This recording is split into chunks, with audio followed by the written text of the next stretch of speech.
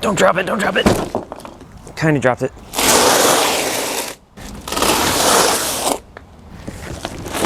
Around the corner.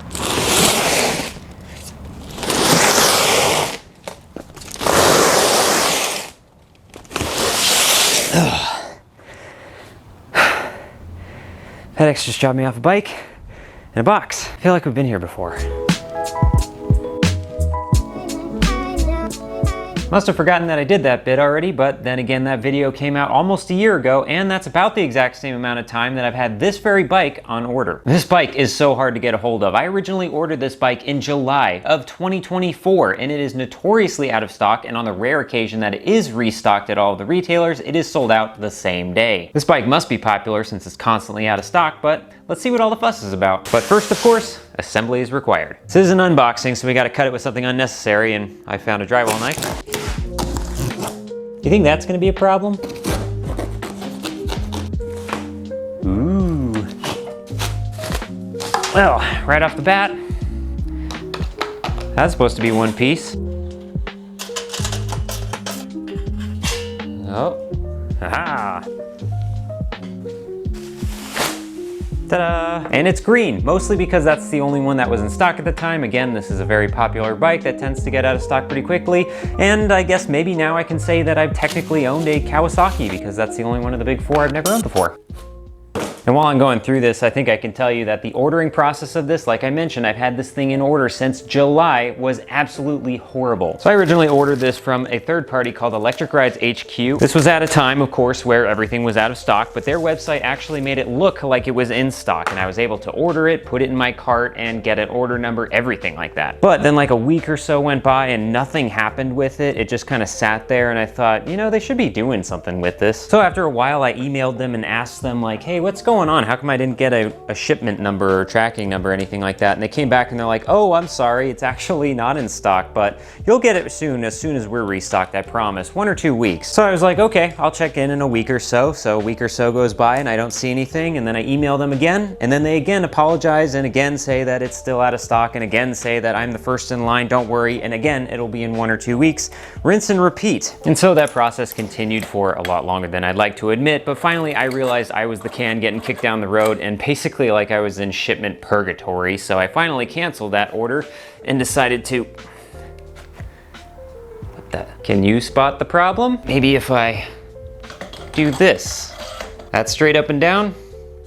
That ain't. And jump cut to a few days later, crisis averted. We now have a brand new upper triple clamp and a brand new front fender. But to finish my story, basically, I canceled everything from the third-party retailer and then just decided to wait until it was actually available on Mototec's website. They have a waiting list thing where you can put in your email so you can get notified right away. And so I did just that. I put in my email address, and then sometime later I got an email notifying that it was in stock. I ordered it, and then 7 days later, here we are. Moral of the story here, don't bother with the third parties, just go with Mototec directly. Especially when it comes to the broken parts like you saw here. When I found that out, I immediately sent the information as well as some pictures over to Mototec via their website, and then within a day, they had an order number for me and overnighted me these parts free of charge. I mean, would Electric Rides HQ do that?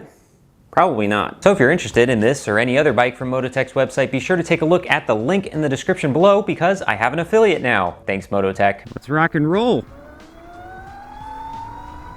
So as with most electric dirt bikes, it's pretty straightforward and simple. There's not many controls that you have to worry about. Key to turn it on.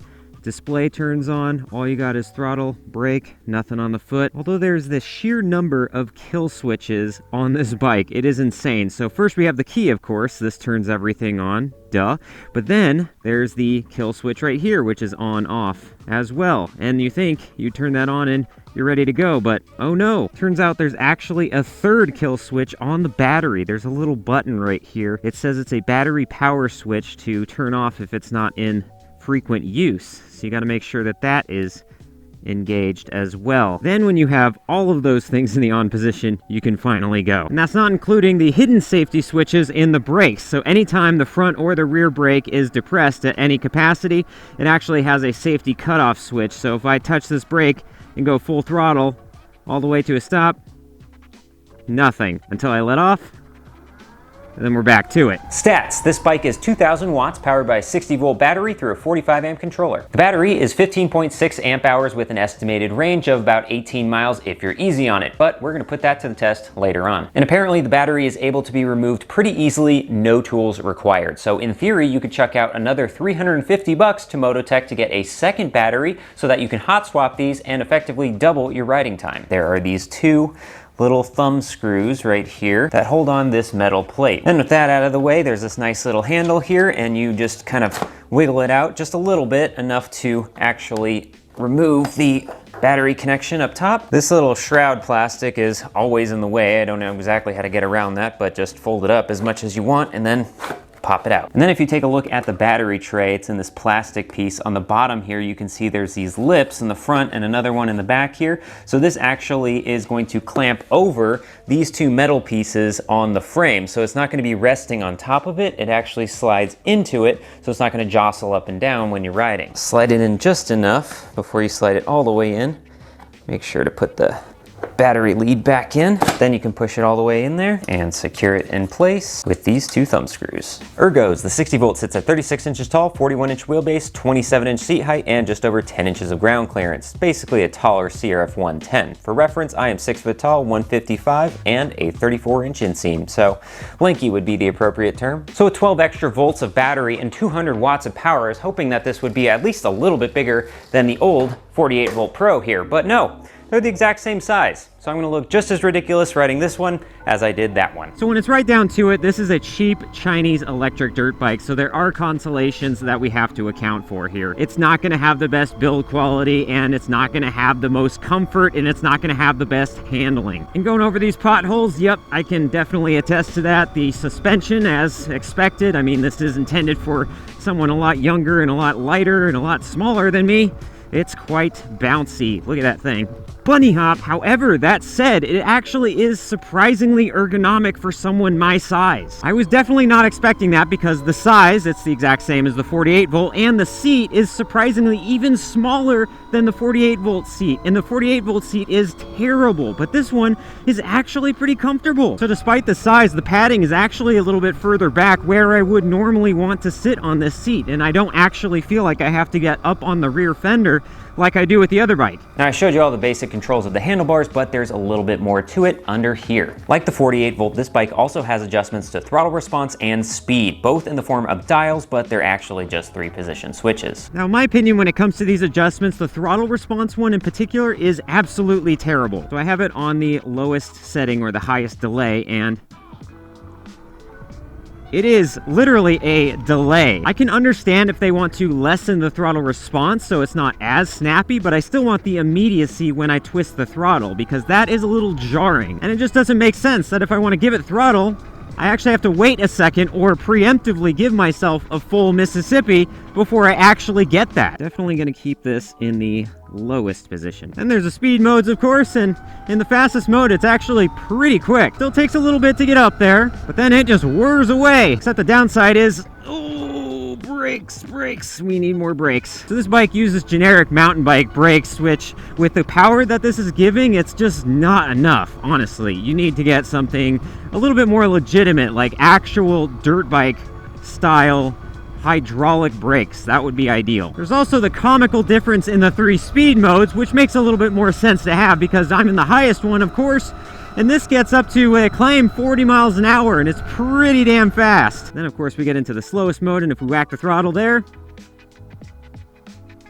this is all we're limited to. Calming jogging pace, I'd say. Now, the middle speed has a little bit more punch to it. You actually get the throttle response, but then here we're maxed out. We're even going downhill.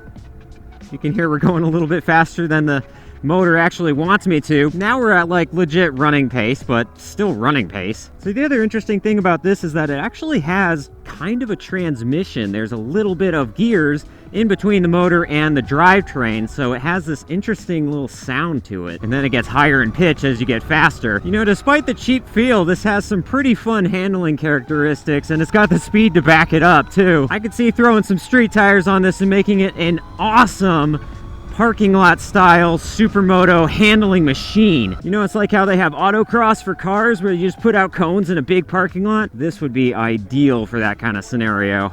I'm getting ideas. Now I want to touch a little bit on the differences between the 60 volt and the 48 volt. There is a lot to go over between these two bikes, so that's going to be its own video later on. So as it stands currently on Mototec's website, the 48 volt Pro here costs $1,017, but for only $200 more, you can get the 60 volt. That's probably why this bike is so popular, because $200 is getting you 200 additional watts of power. Modifying this for similar figures, it's going to cost you a lot more than that. Even compared to other 2,000 watt bikes out there, the Mototec is pretty good value for money. The other 2 kilowatt contenders, of course, are the eBox 2.0, which retails for about $1,700, and then there's the Totio Soleil 01, that's a mouthful, which retails for $1,300, but it's perpetually on sale for just a few bucks less than the Mototec. And I think it'd be a really good idea to compare this against those other 2 bikes to see which one's best. Another future video idea?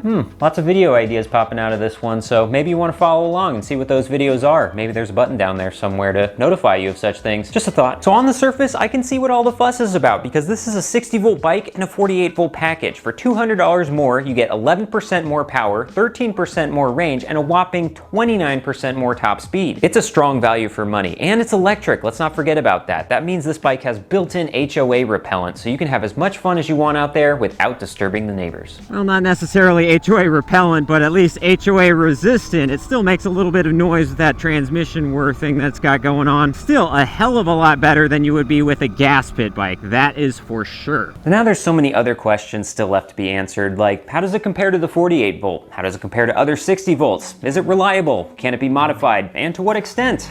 Don't you worry, we'll find out. So much to learn, hope for no concern to decide the return, but that could give me heartburn.